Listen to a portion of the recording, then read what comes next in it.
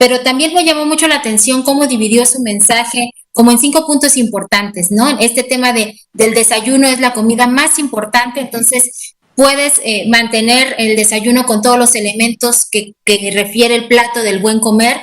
Recordemos evitar los alimentos procesados, ¿no? Combinemos entonces también este tipo de grupos y subgrupos de alimentos, hagamos las combinaciones necesarias y sobre todo especificar muy claramente los horarios en los que vamos a comer, que muchas veces pues es lo que tenemos perdido.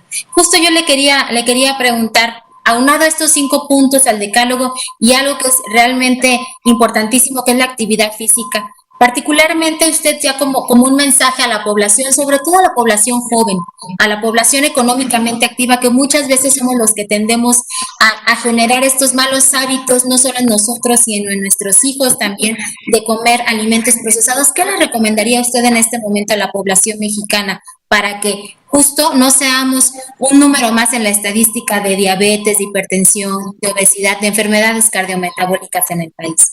Claro que sí, doctora. Debemos de apostar a la prevención. Existen dos líneas o 2 rubros muy importantes en salud, que son las personas sanas y las personas que ya enfermaron.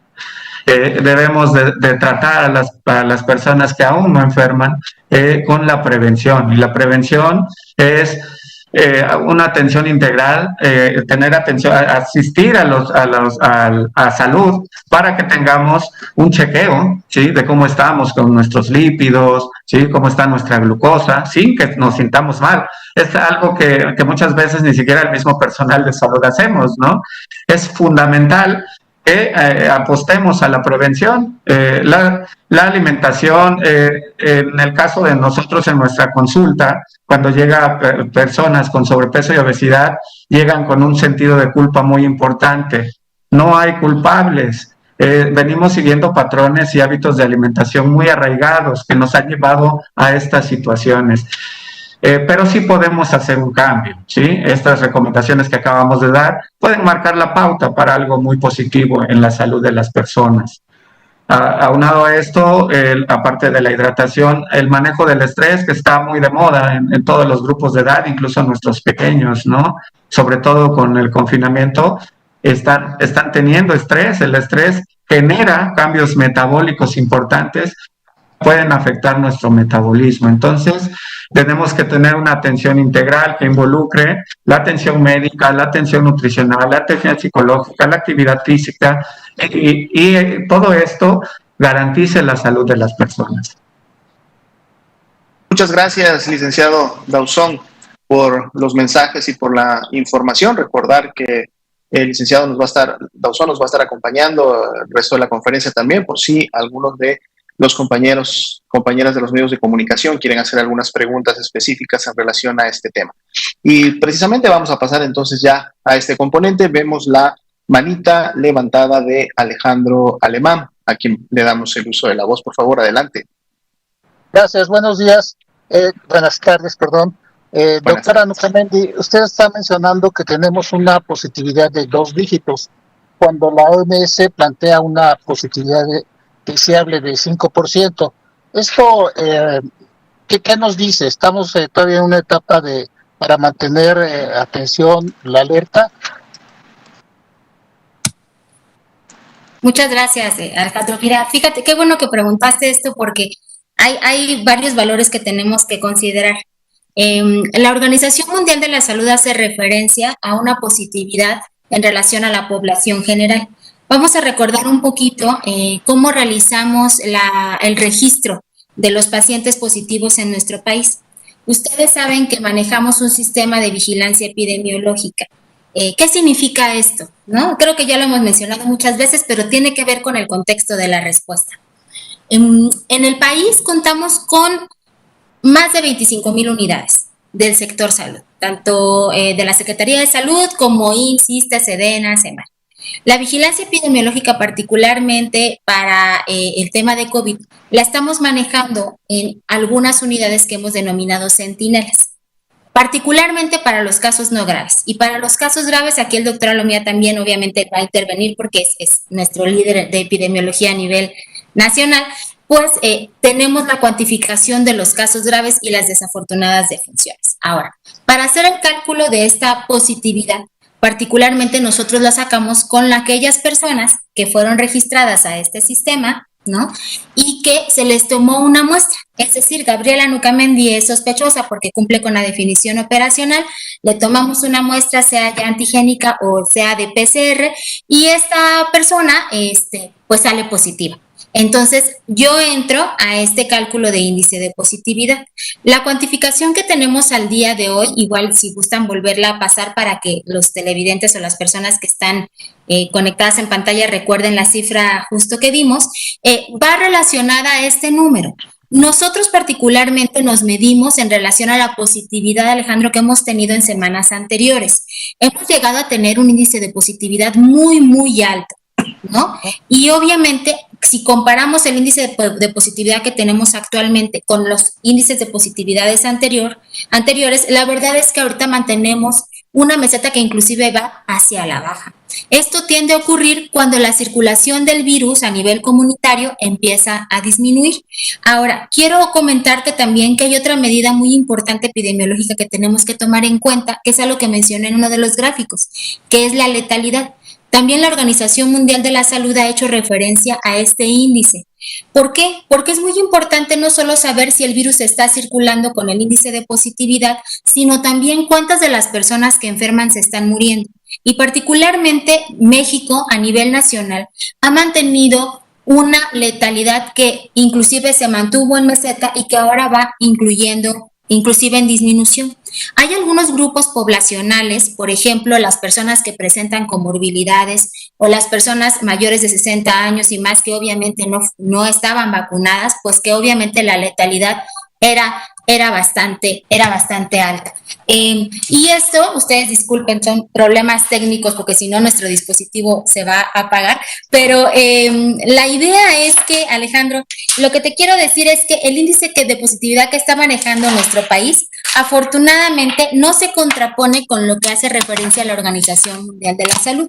Como tú bien decías, ellos hacen referencia a un dato de un dígito, nosotros mantenemos un dato de 2 dígitos, pero estos datos de 2 dígitos tienen que ver por el tipo de vigilancia que nosotros realizamos, que es una vigilancia centinela y que está siendo enfocada en determinadas unidades y que afortunadamente nosotros mantenemos la prueba o la toma de las pruebas en toda la población que cumple la definición operacional. No sé si te dejé más clara la respuesta, pero igual le pediría al doctor Alomía que nos apoye con su opinión técnica.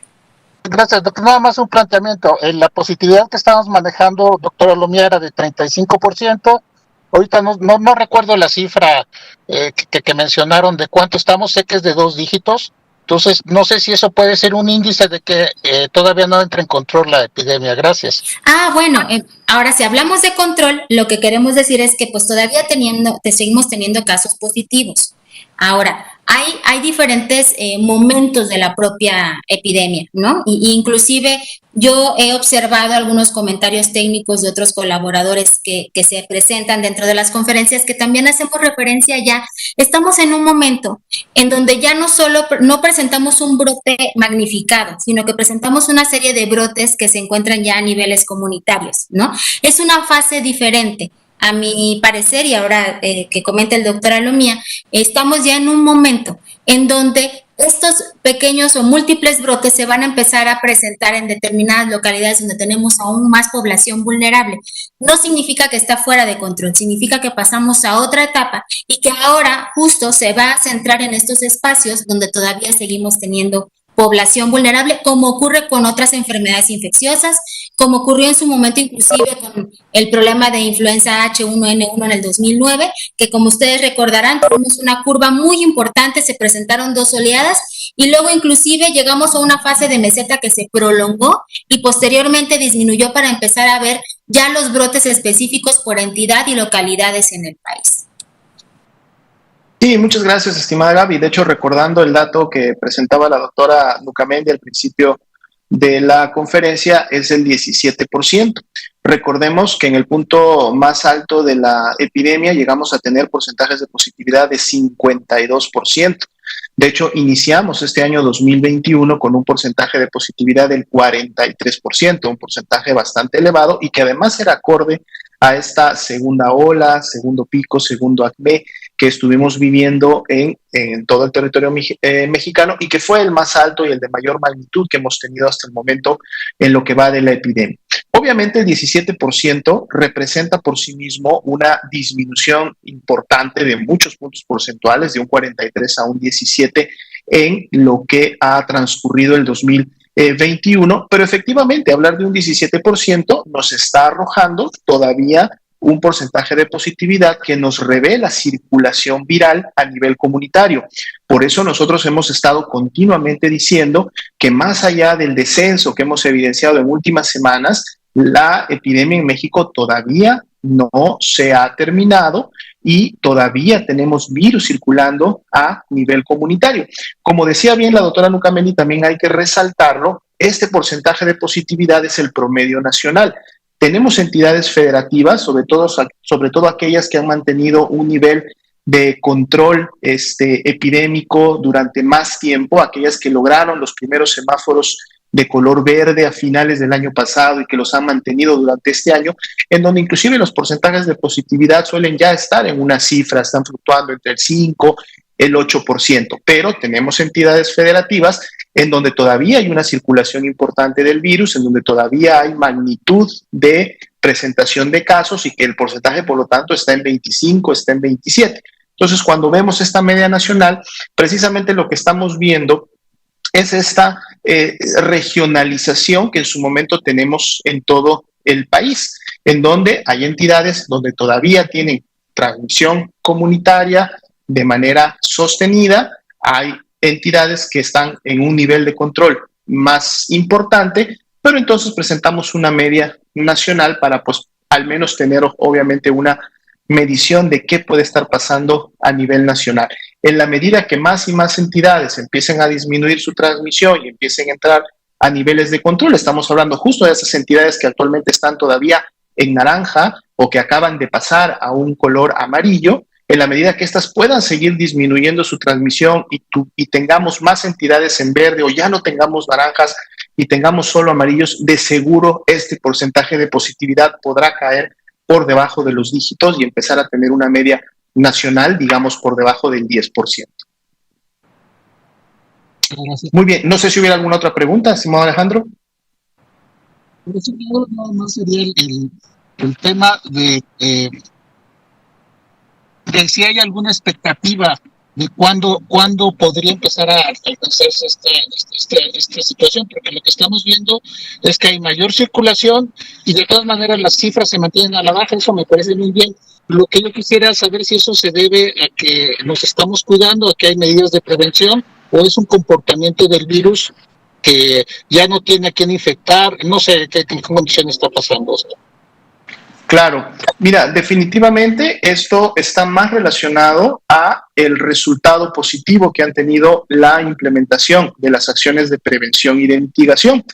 Recordemos que los últimos estudios de seroprevalencia, tanto los presentados a finales del año pasado por el Instituto Nacional de Salud Pública, como los que presentó hace aproximadamente 2 semanas el Instituto Mexicano del Seguro Social, nos ponen todavía a la población en México entre un 40, un 45% de seroprevalencia, es decir, de personas que han tenido exposición al virus, lo cual quiere decir que todavía para este momento pudiéramos estimar que más de la mitad de la población puede ser susceptible, por lo tanto puede infectarse y puede enfermarse. Entonces, por eso, y reiteramos, siempre tenemos el mensaje y aprovechamos el momento para repetírselo a la población. Todavía no hemos terminado el control de la epidemia. Si la epidemia en este momento se mantiene en un nivel bajo de transmisión, con cargas de enfermedad en la mayoría de las entidades federativas disminuyendo día con día, es gracias a que se implementen las medidas de prevención, y esto es gracias a que la población las ponga en práctica. Por eso el llamado constante que hacemos a seguir implementándolas, porque en la medida que nosotros dejemos de realizarlas, que como lo decimos coloquialmente, relajemos las medidas de prevención, entonces de seguro empezaremos a tener nuevos contagios y de seguro podremos tener todavía rebrotes en varias entidades federativas. Hace poco tuvimos el caso, lo mencionábamos en esta misma conferencia, de Chihuahua, que en su momento tuvo un incremento de por más de 3-4 semanas importante, llegaron a tener inclusive nuevos niveles de saturación hospitalaria, pero que felizmente lograron controlar. Es decir, ya en las últimas 2 semanas vemos que Chihuahua nuevamente toma una meseta, ya en la última semana presenta nuevamente una tendencia descendente y entonces está empezando otra vez y nuevamente a controlar su epidemia.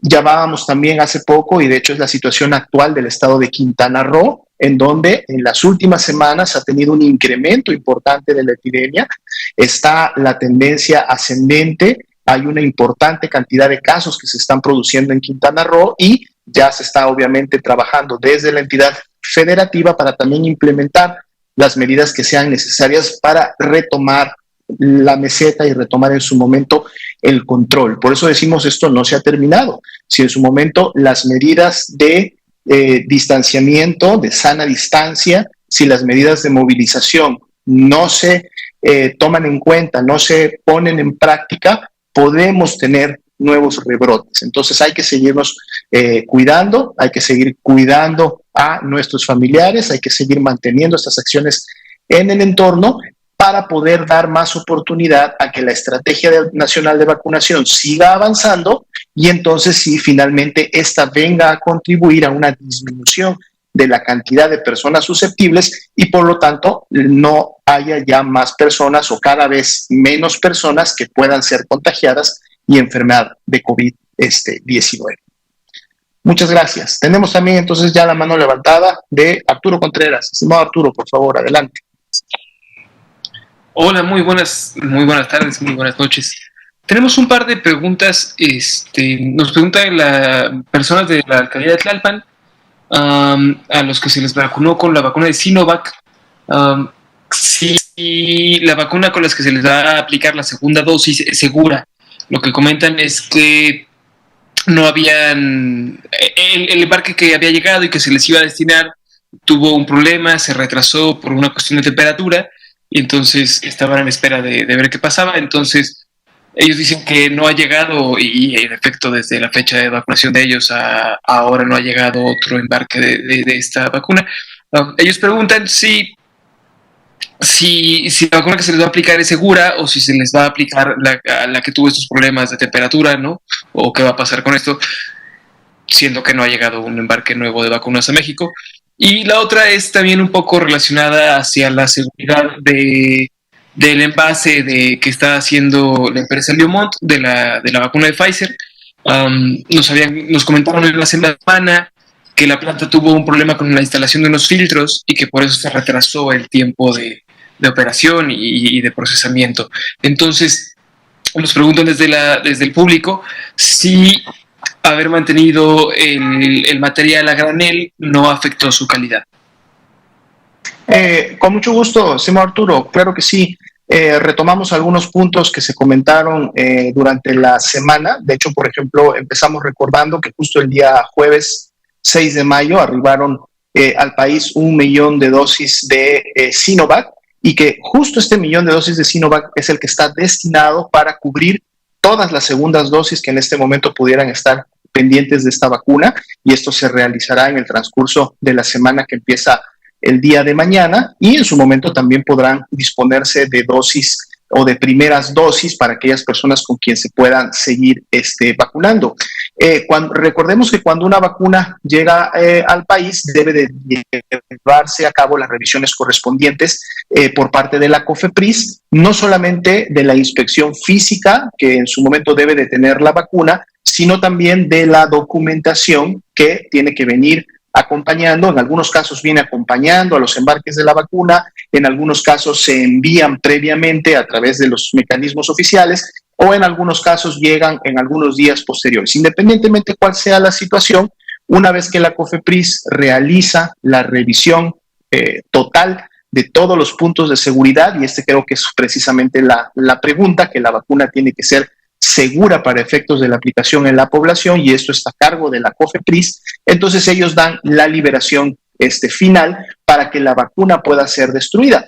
En este momento no tenemos información de que hubiera habido en algún momento para efectos del envío o del almacenamiento ya en México de este 1.000.000 de dosis de vacuna que llegó de Sinovac algún problema en relación a la manutención de la temperatura. O sea, esto ha sido revisado, ha sido seguido, no tenemos ninguna notificación, y en su momento obviamente esto es algo también que se toma muy en cuenta cuando se realiza ya la distribución a los puntos correspondientes. Recordemos que hay un seguimiento muy puntual a través de dispositivos electrónicos que están monitoreando los diferentes paquetes y la revisión de todas estas líneas de distribución y envío de las vacunas a los puntos de vacunación, y hasta el momento, y específicamente para esta vacuna, no hemos tenido.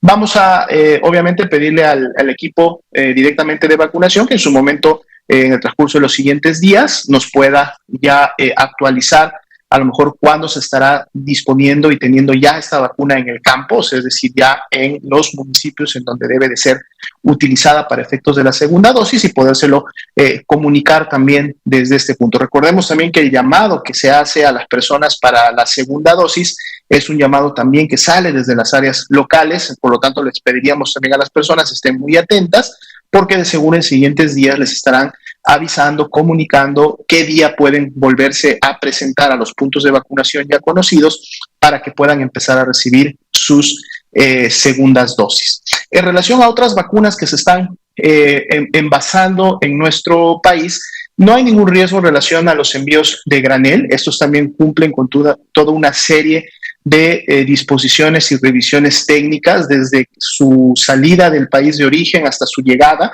La COFEPRIS está muy al pendiente. La COFEPRIS tiene equipos prácticamente ya viviendo, digamos, al igual que Sencilla, en el Aeropuerto Internacional de la Ciudad de México, en las oficinas específicas de aduanas, y donde se realiza todo este intercambio, porque dada la actividad tan intensa que se ha tenido de llegadas de vacunas prácticamente día con día, los equipos están ya altamente familiarizados para efectos de llevar a cabo estas revisiones y esta validación. Recordemos que una vez que los envíos de granel se realizan y se entregan en las empresas que los están produciendo, pues bueno, hay sí toda una serie de revisiones que no solamente hace, por un lado, la empresa que está en México, por otro lado, la COFEPRIS, que en su momento obviamente tiene que llevar a cabo lo que le corresponde, sino también las farmacéuticas internacionales, que en su momento son las que tienen definidos los procesos para todo lo que tiene que ver el envasado, todo lo que tiene que ver la producción, y entonces, por lo tanto, hay toda una serie de requerimientos que se necesitan cumplir antes que las dosis que llegan a granel sean finalmente liberadas y, por lo tanto, estén listas para distribuirse. Esto se va a estar integrando en el calendario semanal, y ustedes van a poder identificar claramente en los calendarios semanales cuando las dosis que se están envasando en México, pues obviamente puedan llegar específicamente a ver la luz, así como ha estado sucediendo con la vacuna de CanSino, y en su momento sucederá con la vacuna de AstraZeneca. Bien, pues bueno, lamentablemente se nos ha acabado el tiempo por el día de hoy. Son ya a hora de terminar la conferencia, las 8 de la noche en la Ciudad de México. Le agradezco a la doctora Gabriela Nucamendi y al licenciado Marcos Dauzón por habernos acompañado. El día de mañana podremos nuevamente estar con ustedes y seguir comunicando y abordando las preguntas de la prensa. Muchas gracias, tengan todos muy buenas noches.